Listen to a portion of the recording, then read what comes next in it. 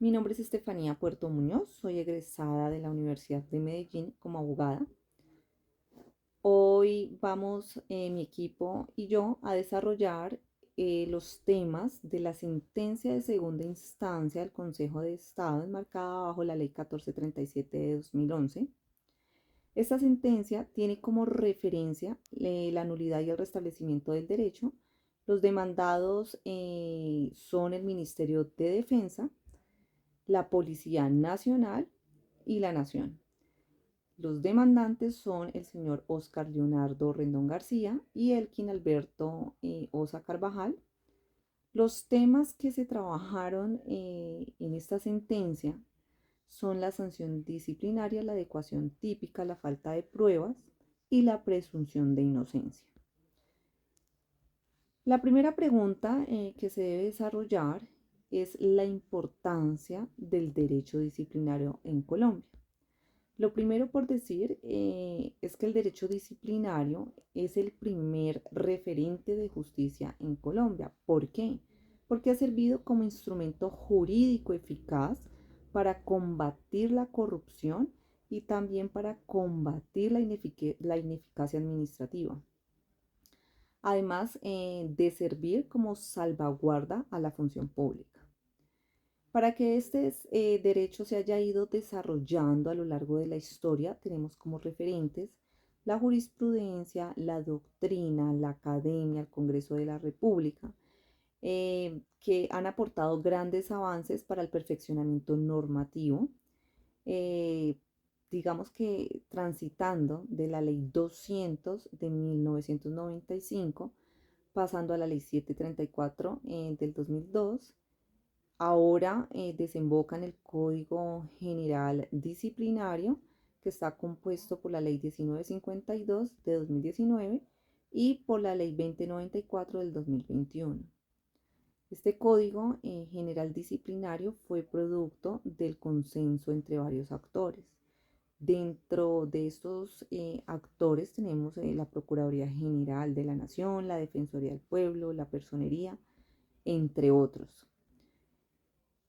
Este Código General Disciplinario tiene virtudes, tiene varias virtudes, pero en este caso vamos a señalar tres importantes virtudes para destacar. La precisión conceptual de los elementos de la falta disciplinaria. El segundo es la eliminación de la caducidad. Y el tercero es la regulación de un régimen probatorio propio. Ahora, en cuanto al concepto de culpabilidad, este código definió que la conducta en disciplinario será dolosa cuando el disciplinable conoce los hechos constitutivos de la falta disciplinaria, su ilicitud y quiere su realización. De esta forma se llenó un vacío que a menudo se satisface con conceptos de derecho penal, inclusive de derecho civil y derecho administrativo. El Código General Disciplinario exige de manera imperativa a la autoridad disciplinaria que antes de remitirse a los tipos penales debe acudir a la especialidad del catálogo de faltas gravísimas, estableciéndose los principios de especialidad y subsidiariedad en la labor de la adecuación típica. Es importante también señalar que se eliminó la caducidad de la acción establecida en la Ley 1437 de 2011, dejándose la prescripción al término original, que es de 5 años. Así como este código tiene sus virtudes, también tiene unos grandes desafíos. Igualmente se van a señalar tres de estos desafíos. Los más relevantes es la función jurisdiccional de la Procuraduría General de la Nación. El segundo es la división de roles y el tercero y el último es su procedimiento. Mi nombre es Eduardo Carlondoño. Me corresponde relatar los hechos de la sentencia que tiene como referencia nulidad y restablecimiento del derecho. Para este caso en concreto tenemos que el señor Elkin Alberto Osa ingresó a la Policía Nacional en el mes de agosto del año de 1996 y el señor Oscar Leonardo Rendón ingresó en el mes de septiembre de 2005. Su retiro se produce en virtud de la resolución 00933 del 25 de marzo del 2015, dictada por el director de la entidad, es decir, el director de la Policía Nacional. Tenemos que durante los días 2 y 3 de octubre del año 2013, un total de 20 estudiantes de la Escuela Alejandro Gutiérrez de Manizales, al mando del subintendente Héctor José Grajales, se encontraban de apoyo en la Policía Metropolitana de Pereira, por lo que se dispuso su alojamiento en el Centro de Instrucción de Pereira, más conocido como CIPER,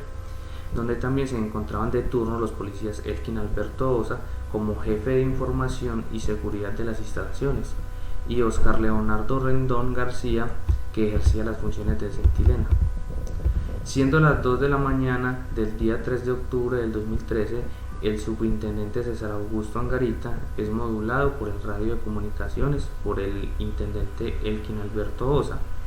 donde se le informa que presuntamente se había cometido hurto dentro del alojamiento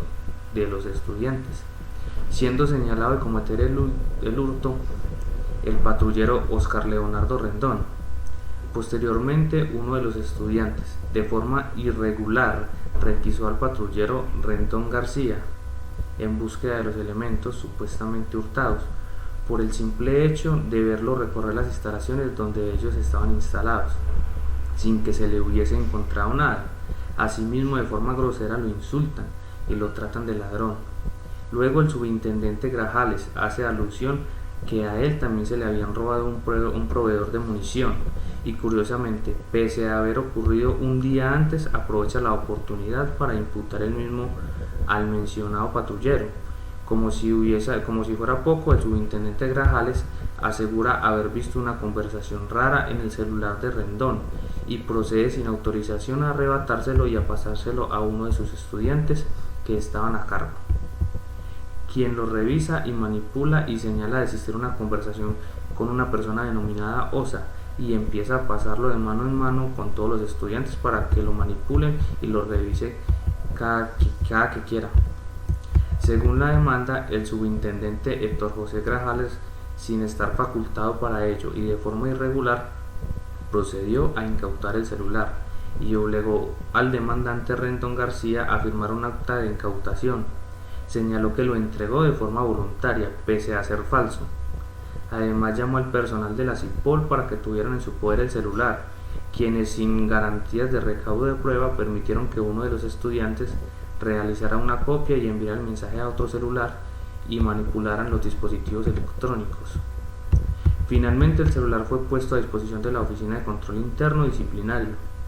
y la conversación es borrada. Asimismo, el patrullero Rendón García y el intendente Osa Carvajal fueron retenidos hasta ser puestos a disposición de la Oficina de Control Interno,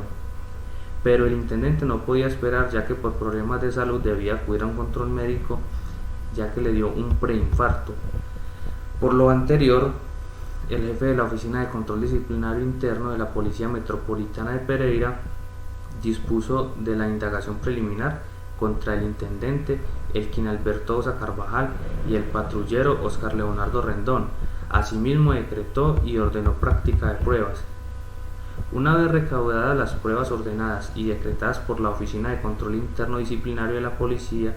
Metropolitana de Pereira, se evaluó el mérito de las pruebas recaudadas y se resolvió tramitar la presente actuación por el procedimiento verbal.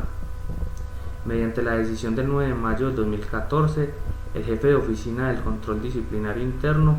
impuso a los demandantes la sanción disciplinaria de destitución e inhabilidad general para ejercer la función pública en cualquier cargo o función por el término de 10 años. Al resolver el recurso de apelación interpuesto, el inspector delegado regional 3, mediante providencia del 24 de noviembre del año 2014, confirmó la decisión sancionatoria de primera instancia. Con motivo de lo anterior, los demandantes fueron objeto de burlas, maltratos verbales, donde se les calificó de ladrones y diferentes términos despectivos, situación que afectó mucho la convivencia en la institución, pues estaban a la espera del acto de ejecución de la sanción. En virtud de las decisiones disciplinarias del director de la Policía Nacional, profirió la resolución 00933, a través del cual dispuso el retiro del servicio de los accionantes, los cuales les fue notificado el 6 de abril de ese año. Según se indicó, los demandantes sufrieron perjuicios morales debido a que quedaron sin empleo y sin percibir una remuneración fija mensual, asimismo por la imposibilidad de continuar con su carrera policial, sumando a que se les imposibilitó ejercer cargos públicos por 10 años. En el caso del intendente Osa Carvajal, se le perjudicó ya que no fue posible ayudar económicamente a su señora madre, quien presentaba quebrantos de salud y una patología de pronóstico reservado. Igualmente se les causa un daño en vida y relación por la dificultad de desarrollar normalmente cualquier tipo de actividad profesional que estaba ligado. Tampoco hubo denuncia penal para que la justicia ordinaria adelantara la respectiva investigación y se pudiera llegar a una conclusión de que existió apropiación de bienes y celulares, sumas de dinero con intención de causar un daño u obtener un beneficio propio. Buenas tardes, mi nombre es Adriana Naranjo Marulanda. Vamos a revisar los fines que se buscan en la sentencia, para lo cual pues tenemos que las pretensiones de los señores Oscar Leonardo Rendón García y Elkin Alberto Osa Carvajal, las cuales radicaron por medio de apoderado. Ellos formularon una demanda en ejercicio del medio de control de nulidad y restablecimiento del derecho consagrado en el artículo 138 del Código de Procedimiento Administrativo y de lo Contencioso Administrativo en contra de la Nación, Ministerio de Defensa, Policía Nacional, con el objeto de obtener la nulidad de los siguientes actos administrativos de carácter disciplinario. Primero, la decisión sancionatoria de primera instancia del 9 de mayo de 2014, suscrita por el jefe de la Oficina de Control Disciplinario Interno de la Policía Metropolitana de Pereira, a través de la cual se les declaró disciplinariamente responsables por la comisión de la falta gravísima del numeral 14 del artículo 34 de la Ley 1015 de 2006, y se les impuso la sanción disciplinaria de destitución e inhabilidad para ejercer cargos públicos, funciones públicas, prestar servicios a cargo del Estado o contratar con éste por el término de 10 años. Segundo, la decisión sancionatoria de segunda instancia de 24 de noviembre de 2014 proferida por la Inspección Delegada Región 3 de la Policía Nacional, que confirmó la decisión sancionatoria inicial. Tercero, la resolución 00933 de 25 de marzo de 2015, dictada por el director de la Policía Nacional, a través de la cual se ordenó el retiro de servicio activo de los demandantes por destitución. A título de restablecimiento del derecho, solicitaron que se condene a la Nación, Ministerio de Defensa, Policía Nacional a lo siguiente. Primero, a reintegrar al servicio activo de la Policía Nacional de Colombia a los demandantes sin solución de continuidad en el mismo grado o uno superior al que tenían al momento de su retiro, de conformidad con los respectivos ascensos. Segundo, al reconocimiento y pago de salarios, primas, bonificaciones, subsidios, vacaciones y demás prestaciones legales y extralegales dejadas de percibir que sean inherentes a sus cargos con efectividad a la fecha de la desvinculación de la Policía Nacional y aquella en que se produzca el reintegro efectivo al servicio activo, con inclusión de valor de los aumentos que se hubiera decretado con posterioridad a la desvinculación de la entidad. Tercero, ordenar la cancelación de los registros de sanción disciplinaria impuestos a los demandantes. Cuarto, se condene al pago de perjuicios morales en cuantía de 100 salarios mínimos mensuales legales vigentes por cada uno de los uniformados y el mismo valor por concepto de los perjuicios por daño en la vida de relación. Quinto, condenar en costas y agencias en derecho a la entidad y ordenar dar cumplimiento a la sentencia en los términos del artículo 192 del Código de Procedimiento Administrativo y de lo Contencioso Administrativo. Mi nombre es Ángela María Mota Manzabel y me correspondió hablar sobre las conclusiones que se obtienen de la lectura de la sentencia.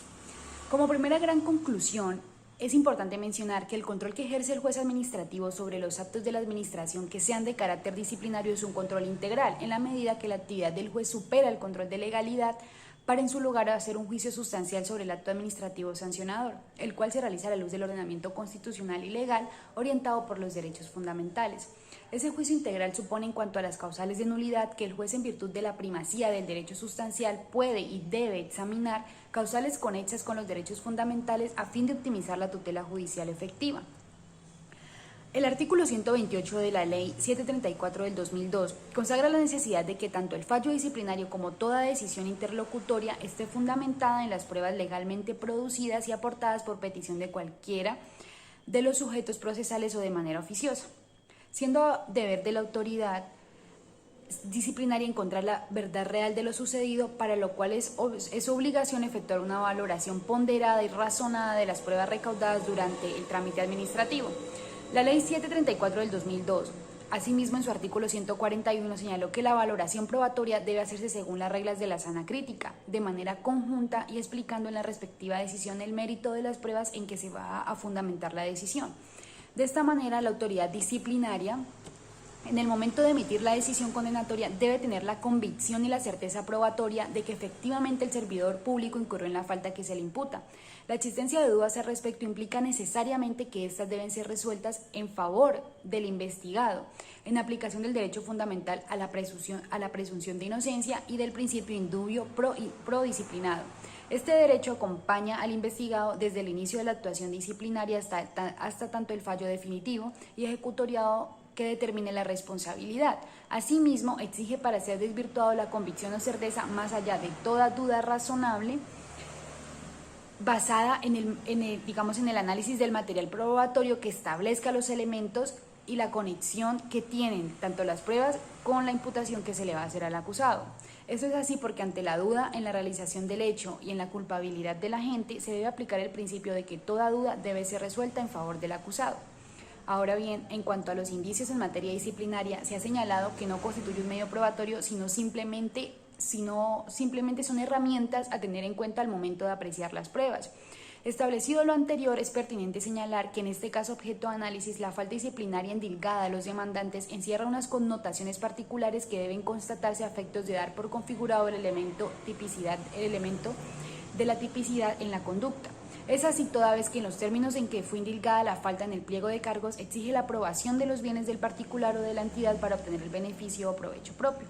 Para este caso, si bien es cierto, se recaudaron numerosas declaraciones, tanto de los alumnos que se encontraban pernoctando en el alojamiento de la estación de policía Dos Quebradas como de los suboficiales y oficiales del mando, se advierte que ninguno de los deponentes dio cuenta de los elementos supuestamente apropiados por el patrullero Rendón García y ninguno de ellos pudo decir que los vio en su poder, aunque sea por un momento. Además, los testimonios de los alumnos señalan que se advirtió la presencia del patrullero Rendón García en las instalaciones del alojamiento, toda vez que estos afirmaron que se percataron de la presencia del centinela en la parte externa del alojamiento, sin que se advirtiera que estuviera en el interior del mismo, ni que llevara consigo los elementos presuntamente hurtados.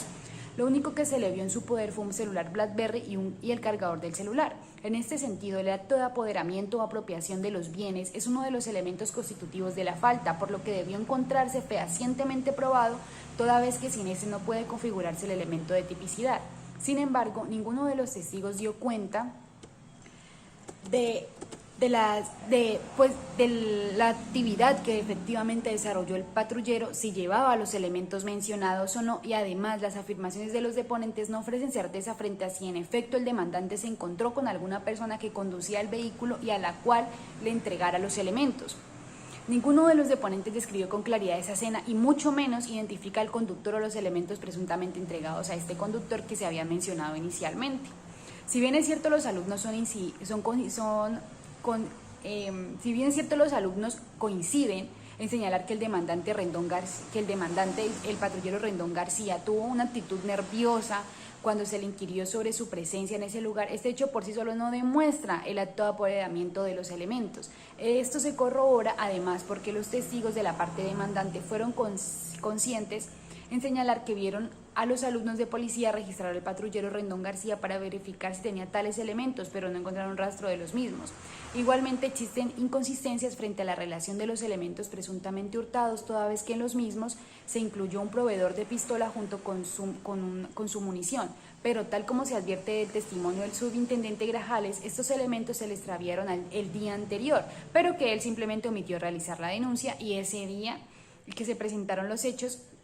dio por sentado que era el patrullero implicado en el caso quien también había realizado el supuesto hurto. En ese sentido, los indicios de los que se alude no pueden dar por configurada la tipicidad de la conducta, por cuanto, como se dijo, ni siquiera se advirtió que el patrullero Rendón García llevara en su poder los elementos presuntamente hurtados, y mucho menos se comprobó la participación del intendente Osa Carvajal en la presunta desaparición de los elementos, toda vez que no se probó que el interlocutor que se advierte en el álbum fotográfico se tratara del demandante, carga que le correspondía a los funcionarios disciplinarios. De acuerdo con lo anterior, es evidente que las simples sospechas no pueden dar por configurada la falta en mención y desconocer el derecho al debido proceso y a la presunción de inocencia de los accionantes, pues sin que existan las pruebas que conduzcan con certeza a determinar que ellos se apropiaron de los bienes señalados, no es posible atribuirles la conducta.